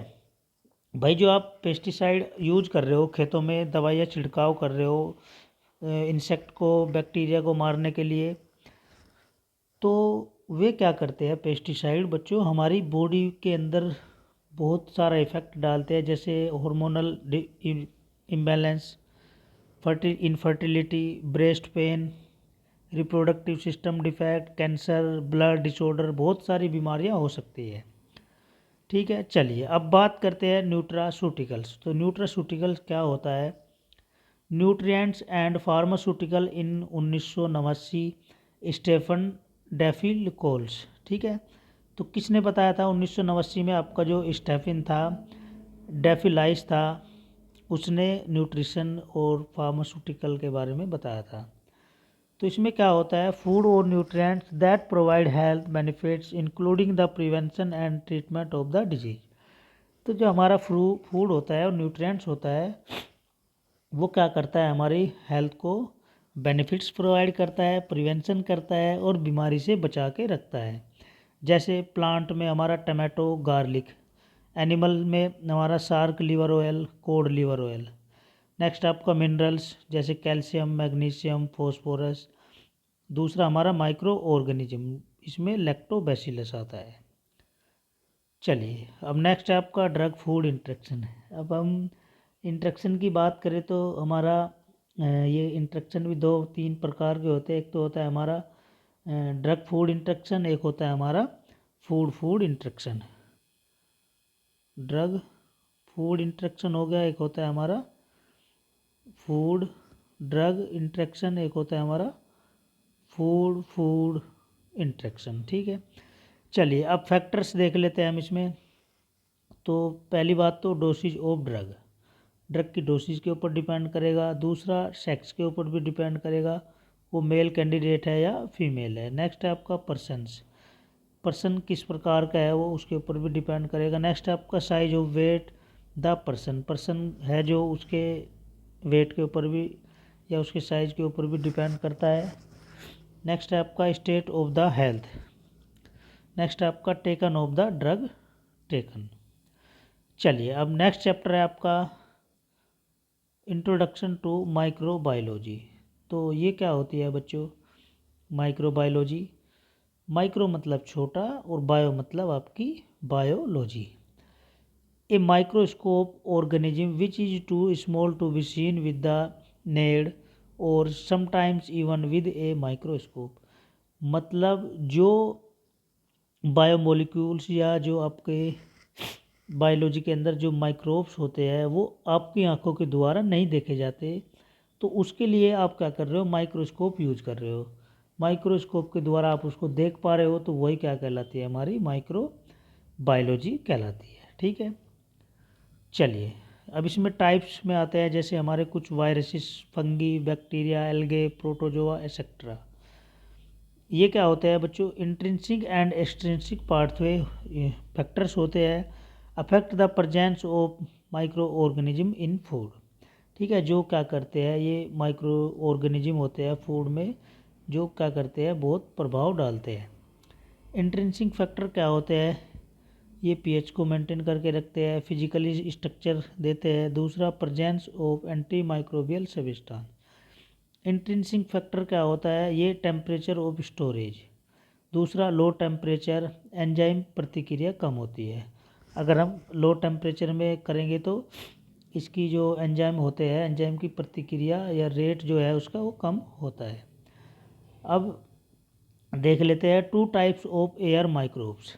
एयर माइक्रोब्स क्या होते हैं बच्चों? 2 प्रकार के होते हैं। फर्स्ट है आपका इनडोर एयर माइक्रोब्स, दूसरा आउटडोर माइक्रोब्स। इंडोर में आपका पेनिसिलम आता है और आपका एस्परागिलस आता है। आउटडोर में आपका क्लोस्ट्रीडम आता है और आपका स्पोरोबोलोमाइसिस आता है। अब इसके टाइप्स देख लेते हैं माइक्रो ऑर्गेनिज्म के। तो फर्स्ट है आपका प्रोकैरियोटिक माइक्रोब्स। प्रोकैरियोटिक में क्या होता है? न्यूक्लियस नॉट प्रेजेंट, इसमें न्यूक्लियस प्रेजेंट नहीं होता। ठीक है, दूसरा यूकैरियोटिक माइक्रोब्स, इसमें न्यूक्लियस क्या होता है बच्चों? प्रेजेंट होता है। Proteins are unicellular eukaryotic, algae unicellular और आपका मल्टी सेलुलर। प्रोटीन क्या होती है? यूनिसेलुलर होती है और आपका यूकैरियोटिक होती है जिसमें न्यूक्लियस प्रेजेंट होता है। एल्गे और यूनिसेलुलर होता है और मल्टी सेलुलर भी होती है। चलिए, अब चैप्टर 9 है आपका रेस्पायरेटरी इन्फेक्शन। रेस्पायरेटरी इन्फेक्शन की अगर हम बात करें बच्चों, तो इसमें आपका जो आता है, ये रेस्पायरेटरी सिस्टम कहाँ से कहाँ तक होता है? जो आपका नाक होता है, रेस्पायरेटरी सिस्टम की मैंने लेक्चर डाल रखा है ह्यूमन एनाटोमी के अंदर, आप उसको एक बार देख सकते हो वहाँ जाके। ठीक है बच्चों, तो रेस्पायरेटरी या श्वसन तंत्र की अगर हम बात करें तो ये कहाँ से स्टार्ट होता है, आपके नाक से और एल्वोइली तक आपका रेस्पायरेटरी सिस्टम होता है। चलिए इसमें आता है फर्स्ट हमारा एक्यूट अपर रेस्पायरेटरी। ठीक है, एक्यूट में मतलब अचानक, एक्यूट का मतलब क्या होता है बच्चों, अचानक। ठीक है, इसमें जैसे कॉमन कोल्ड हो गया आपको अचानक से, इपिग्लोटिक्स की प्रॉब्लम होगी एक्सेट्रा। एक्यूट लोअर रेस्पायरेटरी, इसमें जैसे निमोनिया हो गया और आपका ब्रोंकोलाइटिस हो गया। अब इसमें डिजीज आती है हमारी बच्चों, जैसे चिकन पॉक्स, चेचक, चेचक की बीमारी हो जाती है। आल्सो कोल्ड वेरिसेला जोस्टर, ये इसका बैक्टीरिया का नाम है जिसको हम वेरिसेला जोस्टर के नाम से भी जानते हैं। Most common in winter and spring season, ये क्या होता है बच्चों, ज़्यादातर सर्दी में और बसंत ऋतु में हो जाता है। आल्सो कोल्ड हर्पीज वायरस 3, इसको हम हर्पीज वायरस 3 के नाम से भी जानते हैं। सिम्टम्स देख लेते हैं इसके। तो सिम्टम्स क्या क्या हो सकते हैं, आपको कोल्ड हो सकता है, फीवर, भूख की कमी भी हो सकती है, हेडेक, एब्डोमिनल पेन और सोर थ्रोट भी हो सकता है। रीजन्स क्या है, by infected face to face contact. Incubation, अगर आप क्या फेस टू फेस भी आ रहे हो किसी दूसरे पर्सन के, एक दूसरे के, तब भी ये इन्फेक्शन हो सकता है। इनक्यूबेशन टाइम कितना होता है इसका, 14 से 16। ठीक है, मतलब नॉर्मल 8 दिन माना जाता है, लेकिन आप 14 से 16 दिन उसको रख सकते हैं। टेस्ट में क्या कर सकते हैं हम, इसको सीरम टेस्ट किया जाता है। मेडिसिन में आप ओरल थेरेपी दे सकते हो विद एसाइक्लोवीर, और आपका इसकी डोज होगी 20 mg पर kg डोज। कौन सी, एसाइक्लोवीर। ठीक है, चलिए नेक्स्ट आती है आपकी मीजल्स। मीजल्स क्या होता है, खसरा, खसरा की बीमारी। ये क्या होती है, it is a highly contagious viral infection. ठीक है, the cause of measles is an RNA virus of the genus morbilli virus, ये आपको नोट कर लेना है, morbilli virus in the family paramyxoviridae. ठीक है, डायग्नोस कैसे कर सकते हो आप इसको, RT-PCR भी करा सकते हो, reverse transcriptase polymerase chain reaction. Symptoms क्या क्या होते हैं इसके, खसरे के, फीवर, फीवर आ सकता है आपको, जिसके लिए आप पैरासीटामोल, आइबुप्रोफेन भी यूज कर सकते हो। नेक्स्ट है आपका रूबेला। रूबेला ये भी एक प्रकार का वायरस होता है बच्चों, जिसको हम जर्मन मीजल्स के नाम से भी जानते हैं। इट इज़ SSRNA, डायमीटर 50 से 70 नैनोमीटर होता है, 5 से 10 साल के बच्चों को आता है। ये एक प्रकार की कॉमन डिजीज होती है। ठीक है, इनक्यूबेशन पीरियड कितना होता है, 2 से 3 वीक। आइसोलेशन एंड सीरोलॉजी, हम इसके टेस्ट करा सकते हैं। ठीक है, दूसरी चीज़ 1000 TCID50 ऑफ मीजल्स वायरस, इसको हम इस नाम से भी जानते हैं। चलिए नेक्स्ट है आपका मप्स। मप्स क्या होता है, कंटमाला। इसमें क्या होता है, एक्यूट वायरल इन्फेक्शन। ये भी क्या होता है, एक्यूट वायरल इन्फेक्शन ही होता है। स्वेलिंग ऑफ वन और बोथ पैरोटिड ग्लैंड, इसमें जो हमारी पैरोटिड ग्लैंड होती है बच्चों, दोनों पे स्वेलिंग या सूजन आ जाती है। फर्स्ट है आपका direct contact spread, direct contact में भी ये फैल जाता है।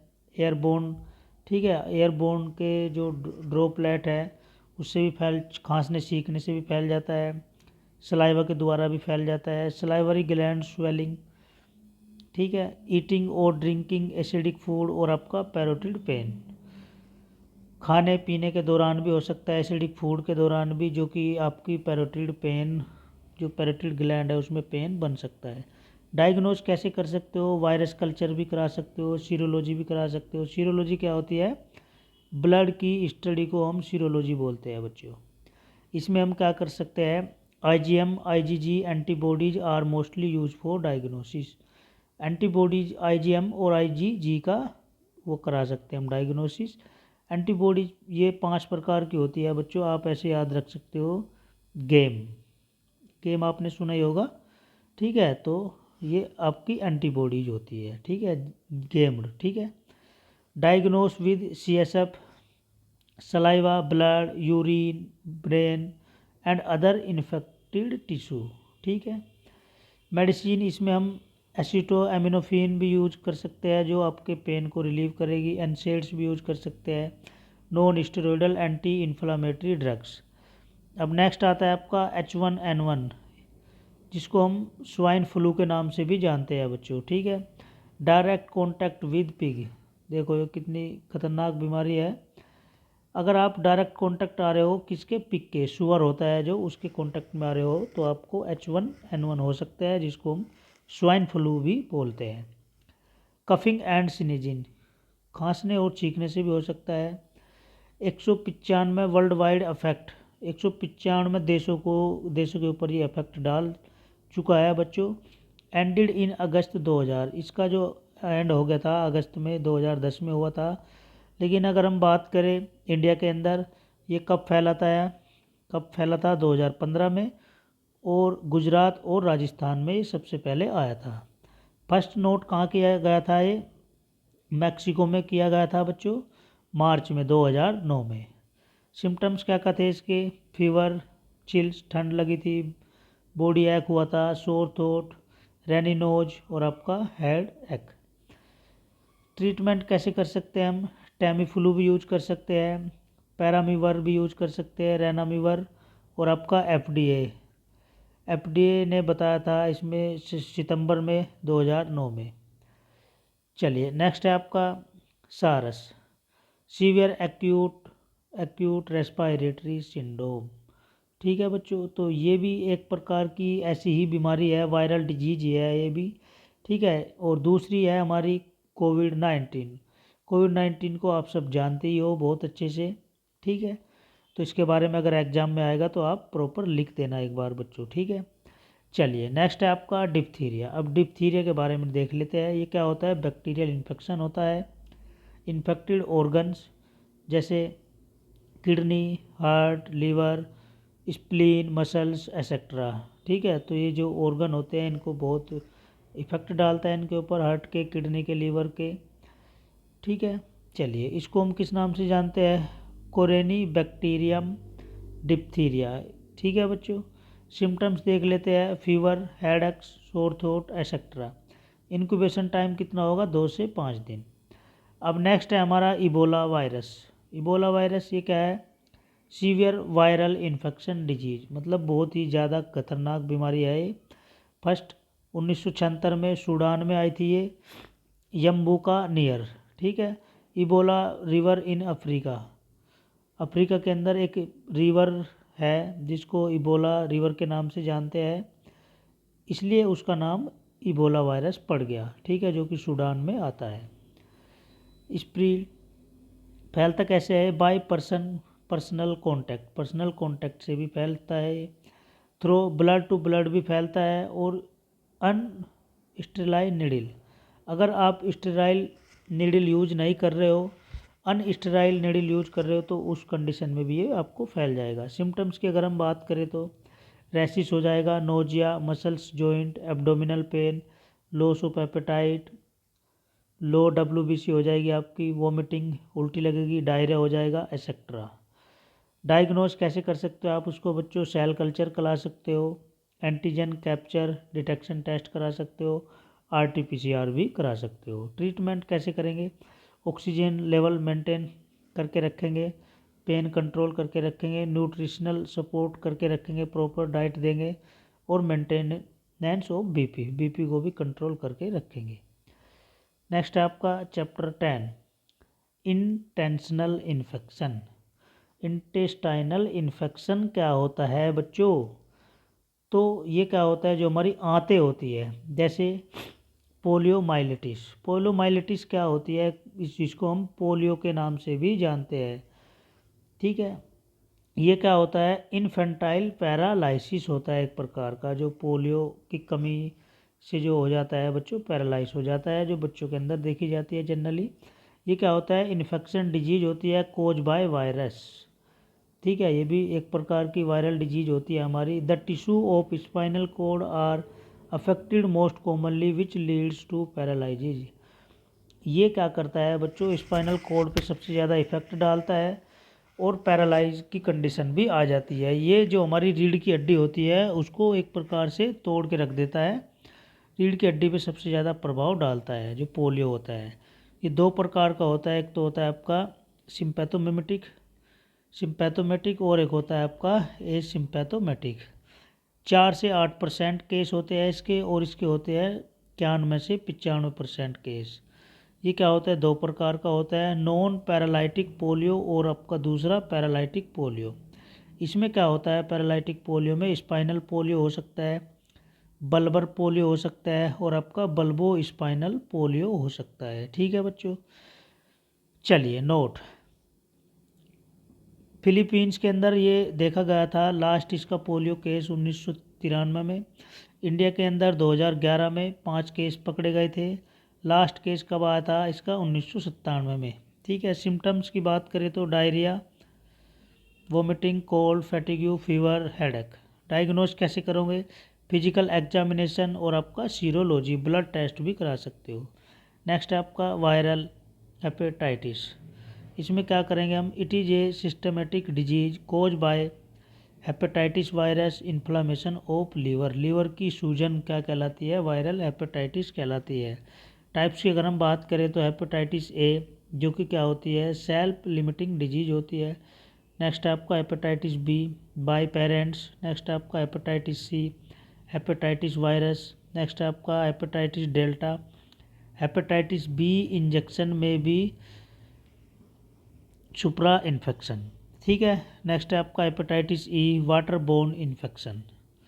चलिए डायग्नोस कैसे करेंगे हम इसको, सीरोलॉजी ब्लड टेस्ट भी करा सकते हैं, आरटीपीसीआर भी करा सकते हैं, हेपेटाइटिस ई भी करा सकते हैं आरटीपीसीआर के द्वारा। Hepatitis A serum protein test, bilirubin test भी करा सकते हैं हम हेपेटाइटिस ए की चेक करने के लिए। ठीक है, चलिए अब नेक्स्ट है आपका टाइफाइड। टाइफाइड का तो आपने नाम भी सुना होगा बहुत अच्छे से, आप जानते भी हो, जिसको हम एंटेरिक फीवर के नाम से भी जानते हैं। Infection by salmonella typhi bacteria, ये आपको नोट कर लेना है बहुत अच्छे से। इसमें देख लेते हैं, best grow at 37 degree Celsius bacteria.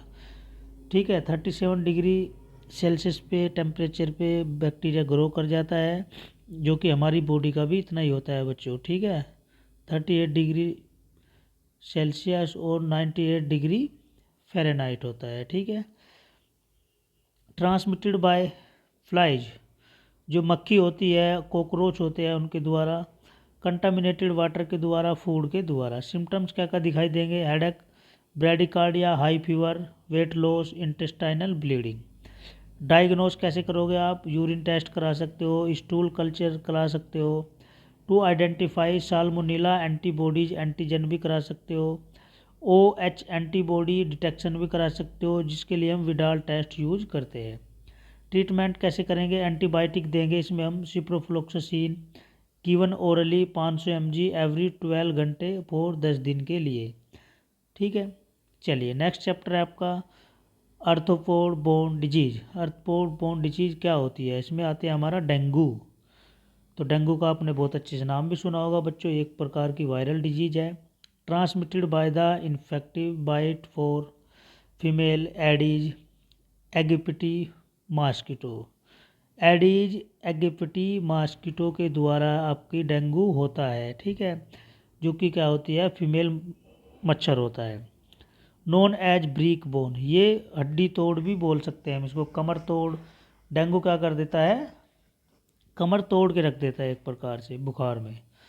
Symptoms क्या क्या होंगे, fever, headache, joint pain, rash. Incubation period की बात करें तो 13 से 14 दिन। एब्डोमिनल पेन होगा, वॉमिटिंग, ब्लीडिंग। डायग्नोज कैसे कर सकते हैं, low WBC count, low platelets count, metabolic acidosis.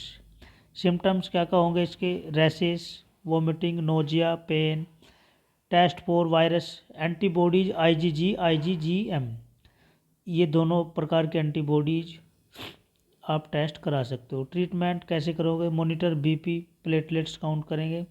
Note, India के अंदर 1812 में फर्स्ट केस रिकॉर्ड हुआ था, किसका बच्चों। ठीक है, नेक्स्ट है आपका फिलेराइसिस। फिलेराइसिस के बारे में देख लेते हैं। ये क्या होता है, पैरासाइटिक डिजीज होती है, cause by infection of round worm and mosquito bite, मच्छर के काटने से ही होता है। Infection with Wuchereria bancrofti, Wuchereria bancrofti, ठीक है। डायग्नोस कैसे करोगे आप, microfilaria in thick blood smear. Symptoms, kidney damage हो सकती है, fever, swelling of limbs, sexual disability हो जाएगी, muscles pain, nausea, vomiting. Treatment कैसे करेंगे, डाई इथाइल कार्बामाजीन यूज करेंगे हम। नेक्स्ट है आपका चिकनगुनिया। चिकनगुनिया के बारे में देख लेते हैं, ये क्या होती है, वायरल डिजीज होती है, कोज बाय मॉस्किटो, मच्छर के काटने से होती है। फैलती कैसे है बच्चों, ये एडीज एगिपिट और आपका एडीज एल्बो पिस्टूस, ठीक है, किसके द्वारा फैलती है, एडीज एल्बो पिस्टूस। साइकिल देख लेते हैं, मैन मॉस्किटो मैन, इस प्रकार चलती है, मैन से मॉस्किटो, मॉस्किटो से मैन, फिर मैन से मॉस्किटो, मॉस्किटो से मैन। फर्स्ट डिटेक्शन कब हुआ था इसका, 2008 में बांग्लादेश के अंदर। इंडिया के अंदर कब हुआ था बच्चों, फिलराइसिस का 1963 में। डायग्नोस कैसे करोगे आप, सीरोलॉजी टेस्ट करा सकते हो, एलाइजा, आरटीपीसीआर भी करा सकते हो। नेक्स्ट है सिम्टम्स की बात करें तो swallow, painful joint, headache, nausea, vomiting, high fever. चलिए अब देख लेते हैं next chapter, surface infection. Surface infection की अगर हम बात करें तो ट्रैकोमा, ट्रैकोमा में आती है हमारा क्लेमाइडिया ट्रैकोमेटिस, ठीक है, जिसको हम क्लेमाइडिया ट्रैकोमोटिस के नाम से भी जानते हैं। ये क्या होता है, commonest infection cause of blindness in the world, ठीक है, एक प्रकार का ऐसा इन्फेक्शन होता है जिसमें ब्लाइंडनेस हो जाता है बच्चों। ये क्या होता है, क्रोनिक इन्फ्लामेशन ऑफ कंजक्टिवा और कॉर्निया, ठीक है, जो कंजक्टिवा होता है आंखों के अंदर और जो कॉर्निया होता है, ठीक है, ब्लाइंड स्पॉट बोलते हैं, उसके ऊपर ज़्यादा इफेक्ट डालता है ये। मोड ऑफ ट्रांसमिशन तो फिंगर्स के द्वारा भी होता है, मक्खी के द्वारा, चेहरे के द्वारा, फिशिस के द्वारा भी फैल सकता है ये। मोस्टली इन फीमेल, ये ज़्यादातर फीमेल के अंदर देखा जाता है। सिम्टम्स की बात करें तो कॉर्नियल ओपेसिटी, इचिंग, वाटरिंग आई, आंखों से पानी बहता रहेगा, रेडनेस। डायग्नोसिस की बात करें तो पीसीआर भी करा सकते हो, एलाइजा टेस्ट भी करा सकते हो, कोई सेल कल्चर भी करा सकते हो। ट्रीटमेंट कैसे करोगे, टेट्रासाइक्लिन देंगे टॉपिकली, और आपका सल्फेसिटामाइड, ये ऑइंटमेंट आता है, आई ड्रॉप्स भी यूज कर सकते हो। इरिथ्रोमाइसिन टेट्रासाइक्लिन सिस्टमिक दे सकते हो, 250 mg पर ग्राम ओरली, ठीक है। नेक्स्ट है आपका लेप्रोसी। लेप्रोसी क्या होती है बच्चों, an infection disease called Hansen disease, all age suffer, इसमें लगभग सभी एज आ जाती है, मतलब ज़्यादातर तो ओल्ड एज आती है हमारी, ठीक है, जो बुजुर्ग लोग होते हैं। It affect males more than female, ठीक है। सिम्टम्स की अगर हम बात करें तो मसल्स वीकनेस हो जाएगी, skin rashes, I problems, numbness in arm, hand, feet and legs, ठीक है, आपकी जो भुजाएं है वो उनके अंदर सुन रहने लगेगी वो, ठीक है, सुनपन आ जाएगा एक प्रकार से। मोड ऑफ ट्रांसमिशन की बात करें तो इसमें रोड से बिसेली, माइकोबैक्टीरियम लेप्रे, ठीक है, में भी spread by cup and sneezing के द्वारा ये फैलता है। डायग्नोज कैसे करोगे, टेस्ट ऑफ स्किन बायोप्सी करा सकते हो, स्किन स्क्रैपिंग करा सकते हो, और आपका लेप्रोमिन टेस्ट भी करा सकते हो। नेक्स्ट है आपका ट्रीटमेंट। ट्रीटमेंट इन 1981 में WHO ने multi drug therapy, combination of dapsone, rifampicin और आपका क्लोफाजीमाइन, इनका कॉम्बिनेशन आप यूज कर सकते हो, ठीक है बच्चों। चलिए अब इसी के साथ हमारा लास्ट चैप्टर है बच्चों, ये सब्जेक्ट कंप्लीट हो गया आज आपका। तो इसमें लास्ट चैप्टर देख लेते हैं हमारा सेक्सुअल ट्रांसमिटेड डिजीज, जिसको हम STD के नाम से भी जानते हैं। अब इसमें हमारी कुछ डिजीज़ के बारे में तो मैंने एक प्रकार से प्रॉपर लेक्चर डाल रखा है, जैसे आपका क्लेमाइडिया होगा, गोनोरिया होगा, इनके बारे में मैंने अलग से वीडियो डाल रखी है, आप उसको वहाँ पे देख सकते हो एक बार। तो इसमें सेक्सुअल ट्रांसमिटेड डिजीज़ जो होती है कौन कौन सी होती है, गोनोरिया होता है, सिप्लिस होती है, क्लेमाइडिया होता है, हेपेटाइटिस B और आपका जेनिटल हर्पीज। तो ये सारी सेक्सुअल ट्रांसमिटेड डिजीज़ होती है बच्चों।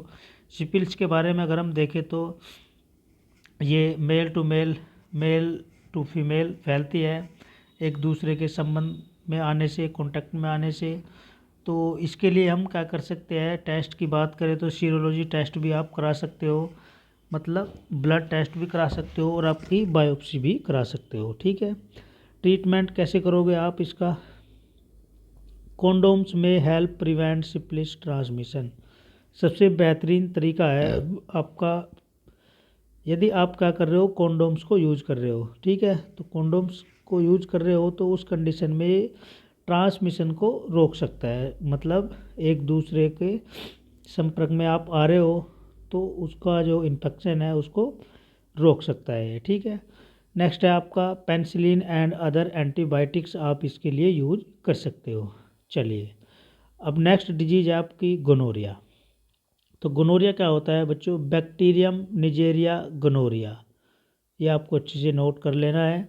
टारगेट वोम्स, ठीक है। अगर हम गोनोरिया किसकी वजह से फैलता है, कहाँ कहाँ होता है बच्चों? तो जहाँ पे थोड़ा सा गर्म वातावरण होता है वहाँ पे ये फैल जाता है, जैसे जहाँ पे हल्की सी गर्माहट और नरमाहट होती है उस एरिया में ये हो जाता है। ठीक है, जैसे टारगेट कहाँ होता है इसका? Warm moist area of body, example जैसे वेजाइना, तो एनस, थ्रोट और आपका आई। अब जैसे वेजाइना है, वेजाइना के अंदर क्या होता है, वहाँ पे मॉइस्ट गर्मी भी है, थोड़ी नरमाहट भी है। एनस के अंदर भी गर्मी नरमाहट है। आपका थ्रोट गला है, वहाँ पे भी थोड़ी नरमाहट है। आई आपकी आँखें है, आँखें के अंदर भी थोड़ी गर्मी है और थोड़ी नरमाहट भी है, तो वहाँ पे ये फैल सकता है gonorrhoea. Spread by person to person and without condom. ठीक है, दूसरी चीज़, अगर ये कैसे फैलता है, पर्सन टू पर्सन भी फैल सकता है। यदि आप विदाउट कॉन्डोम सेक्स कर रहे हो तो उस कंडीशन में भी ये हो सकता है। नेक्स्ट है आपका मदर टू बेबी, माँ से बच्चे के अंदर भी ये फैल सकता है। ठीक है, सिम्टम्स फीमेल के अंदर देख लेते हैं। Irritation of discharge from anus, ठीक है, इरिटेशन होगी, डिस्चार्ज होगा एनस के अंदर से। दूसरा पेन एंड बर्निंग, पेशाब में दर्द होगा, बर्निंग होगी, जलन। एब्डोमिनल वेजाइनल ब्लीडिंग, वेजाइना के अंदर से क्या होगा? ब्लीडिंग होगी। मेल के अंदर देखें तो inflammation of the testicles and prostate gland, जो टेस्टिकल्स होते हैं उसके अंदर सूजन आ जाएगी, प्रोस्टेट ग्लैंड के अंदर भी सूजन आ जाएगी। इरिटेशन और डिस्चार्ज फ्रॉम एनस, एनस से इरिटेशन होगा, एनस के अंदर डिस्चार्ज भी होगा। डायग्नोज कैसे कर सकते हैं बच्चों? ग्राम स्टेनिंग यूज कर सकते हो आप, ऑक्सीडेज रिएक्शन करा सकते हो, रैपिड कार्बोहाइड्रेट यूटिलाइजेशन टेस्ट भी करा सकते हो। ट्रीटमेंट कैसे करेंगे? सिपेक्जिम टैबलेट ले सकते हो, ओफ्लोक्सासिन ले सकते हो, सिप्रोफ्लोक्सासिन ले सकते हो और आपका लीवोफ्लोक्सासिन भी आप यूज कर सकते हो। ठीक है, नेक्स्ट है आपका गोनोकोकल इन्फेक्शन। गोनोकोकल इन्फेक्शन के लिए आप इरिथ्रोमाइसिन और आप टेट्रासाइक्लिन भी यूज कर सकते हो। ठीक है बच्चों, आज आपका जो सोशल फार्मेसी का बहुत सारे बच्चों की कमेंट आ रखी थी, सोशल फार्मेसी के लिए उनकी डिमांड भी थी, तो आज मैंने आपका ये पूरा सब्जेक्ट ख़त्म कर दिया है। लगभग ये 1.5 घंटे का लेक्चर हुआ है हमारा, जिसमें हमने पूरी सोशल फार्मेसी को कवर किया है। मैं गारंटी के साथ बोल रहा हूँ, अगर आप इतना भी पढ़ के जाओगे एग्ज़ाम में तो 100% पास हो जाओगे गारंटी के साथ। ठीक है बच्चों, तो आज का हमारा सब्जेक्ट यहीं पे ख़त्म होता है। तो इस लेक्चर को, इस वीडियो को आप जितने भी बच्चों को ज़्यादा शेयर कर सकते हो आपको कर देना है। चैनल को सब्सक्राइब भी करना है, ताकि हमें एक प्रकार का बहुत अच्छा मोटिवेशनल मिले आपसे। अगर आपको कहीं भी प्रॉब्लम आ रही है तो किसी प्रकार की आ रही है, किसी भी टॉपिक में, आप कमेंट बॉक्स में बता सकते हो बच्चों एक प्रकार से। ठीक है, मिलते रहना, फिर बने रहना हमारे चैनल के साथ। All the best, always happy. और सबको एक बार फिर से मेरी तरफ से हैप्पी न्यू ईयर बच्चों।